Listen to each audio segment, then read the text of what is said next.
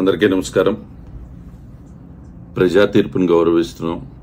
తప్పకుండా ఏర్పడినటువంటి కేంద్ర రాష్ట్ర ప్రభుత్వాలందరికీ కూడా మా అభినందనలు తెలియజేస్తూ ఉన్నా.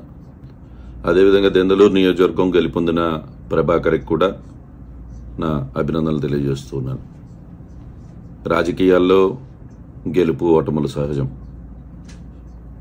కానీ మనం ప్రజలకు మంచి చేస్తూ ముందుకు వెళ్ళాం. 5 సంవత్సరాల పాటు నాతో పాటు ప్రయాణం చేసినటువంటి నియోజకవర్గ స్థాయి, మండల స్థాయి, గ్రామ స్థాయి నాయకులకు, కార్యకర్తలకు, అదేవిధంగా దాదాపుగా 81,000 ఓట్లు అందించినటువంటి దెందులూరు నియోజకవర్గ ప్రజలందరికీ కూడా ప్రత్యేకంగా నా అభినందనలు తెలియజేస్తూ ఉన్నాను. 5 సంవత్సరాల పాటు ప్రజాసేవ చేయమని మనకి అవకాశం ఇవ్వటం జరిగింది. 5 సంవత్సరాలు కూడా అనునిత్యము కూడా ప్రజలకు అండగా ఉంటూ, ప్రజల కష్టసుఖాల్లో పాల్గొంటూ, అందరి సలహా సూచనలతో దగ్గరగా దాదాపుగా మనం 3,500 కోట్ల రూపాయల అభివృద్ధి సంక్షేమాన్ని నియోజకవర్గంలో మనం చేయటం జరిగింది. అదేవిధంగా దాదాపు అనేక ప్రాజెక్టులు మనం పూర్తి చేశాం. అనేక ప్రాజెక్టులు ఈరోజు పని జరుగుతూ ఉంది. దాదాపుగా మనం చూస్తే ఈరోజు ప్రాజెక్టుల విషయంలో కొత్తగా 5 సబ్స్టేషన్లు మనం కట్టించాం. 210 బడులని యొక్క రూపురేఖలు మార్చేటువంటి అవకాశం మనకు కలిగింది. నియోజకవర్గంలో ఉన్నటువంటి హాస్పిటల్, సిహెచ్సి కానీ పిహెచ్సి కానీ 8 హాస్పిటల్స్ యొక్క రూపురేఖలు మనం మార్చగలిగాం. 45 గ్రామాల్లో హెల్త్ క్లినిక్లను ఏర్పాటు చేశాం. అనేక గ్రామాల్లో సచివాలయాలు, రైతు భరోసా కేంద్రాలు, రైతుల కోసం గోడౌన్లు కట్టించాం. దాదాపుగా 400 కోట్ల రూపాయలు ఖర్చు పెట్టి నియోజకవర్గంలో రోడ్ల యొక్క రూపురేఖలు మార్చాం. ఎంతో ప్రతిష్టాత్మకంగా మనం మాదేపల్లి నుంచి శ్రీపరి కాజ్వే నిర్మించాం. దాదాపుగా 25,000 మందికి ఇళ్ల స్థలాలు ఇచ్చేటువంటి ఒక గొప్ప కార్యక్రమాన్ని కూడా మనం చేస్తున్నాం. అదేవిధంగా ఒక గొప్ప కార్యక్రమాలు ఇంకా పనులు జరుగుతూ ఉన్నాయి.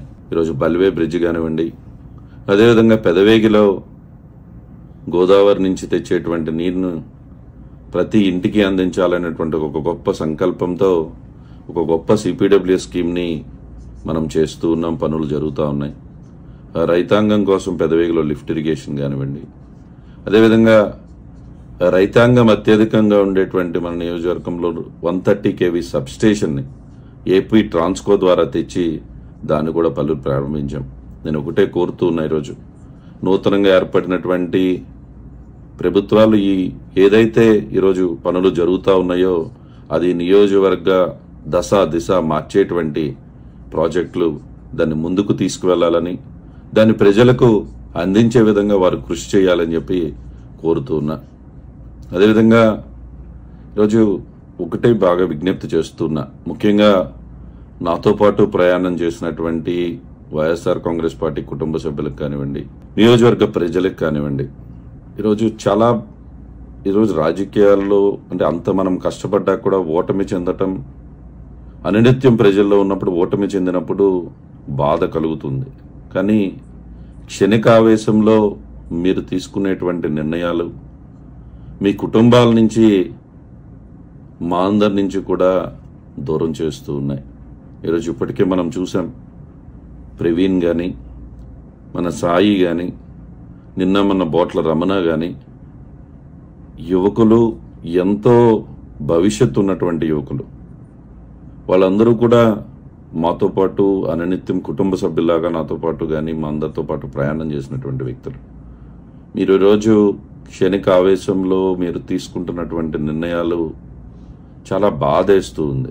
ఈరోజు ఓటమి కంటే కూడా మీరందరూ కూడా ఈ విధంగా మా నుంచి దూరం అవుతున్నారనేటువంటి బాధ చాలా చెప్పలేనంత విధముగా ఇబ్బంది పెడుతుంది నన్ను. అయితే నేను దయచేసి కోరుతూ ఉన్నా, నమస్కరించి కోరుతూ ఉన్నా, ఈరోజు రాజకీయాలు చేసిన మనతో పాటు తిరిగిన ఎవరిని కూడా మేము కోల్పోవటానికి సిద్ధంగా లేం.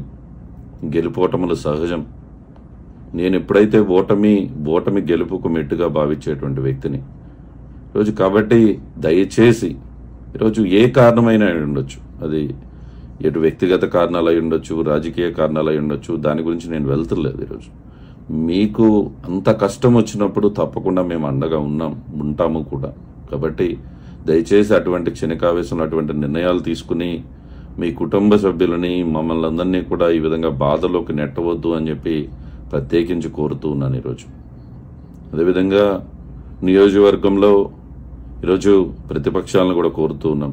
5 సంవత్సరాల పాటు చాలా వరకు కూడా ఒక ప్రశాంతమైన వాతావరణంలో నియోజకవర్గంని ఉంచటానికే నేను ప్రయత్నం చేయటం జరిగింది. అది మీ అందరికీ కూడా బాగా తెలుసు.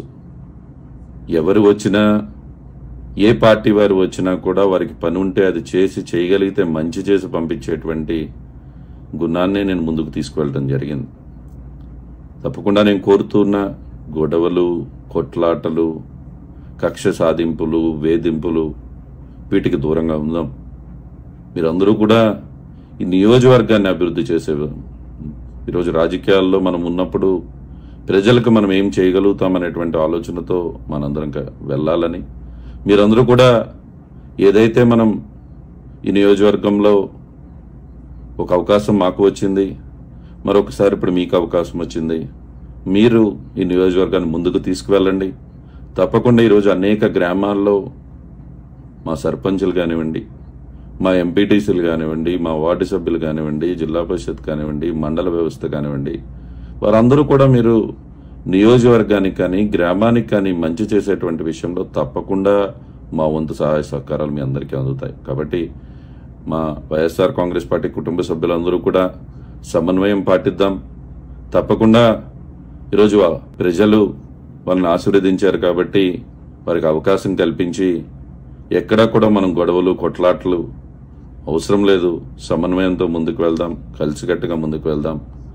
ఎవరు కూడా అధైర్యపడొద్దు అని చెప్పి అందరినీ కూడా కోరుతూ, మరొకసారి దెందులూరు నియోజకవర్గానికి మంచి జరగాలని, నాకు అవకాశం కల్పించి 5 సంవత్సరాల పాటు నాకు సేవ చేసే అవకాశం కల్పించినటువంటి దెందులూరు నియోజకవర్గ ప్రజలందరికీ కూడా మరొకసారి నా నమస్కారాలు తెలుపుతున్నాను.